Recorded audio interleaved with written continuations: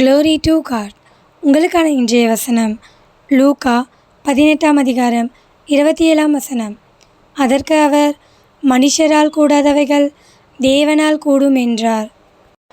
கிறிஸ்துவுக்குள் பிரியமானவர்களே, உங்கள் வாழ்க்கையிலே யாருமே உங்களுக்கு உதவி செய்யாத நிலையிலே நீங்கள் தடுமாற்றத்துடன் காணப்படுகிறீர்களா?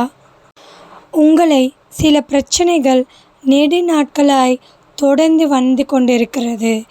அது கடன் பிரச்சனையாக இருக்கலாம், நோயாக இருக்கலாம். இவைகளிலிருந்தெல்லாம் விடுவிக்க யாராலும் கூடாமல் போயிருக்கலாம். ஆனால் தேவனால் கூடும். உங்கள் பிரச்சனைகளை எந்த ஒரு மனிதனாலும் தீர்க்க முடியாமல் இருக்கலாம். ஆனால் தேவனாலே எல்லாம் கூடும். தேவனால் கூடாத காரியம் ஒன்றுமே இல்லை.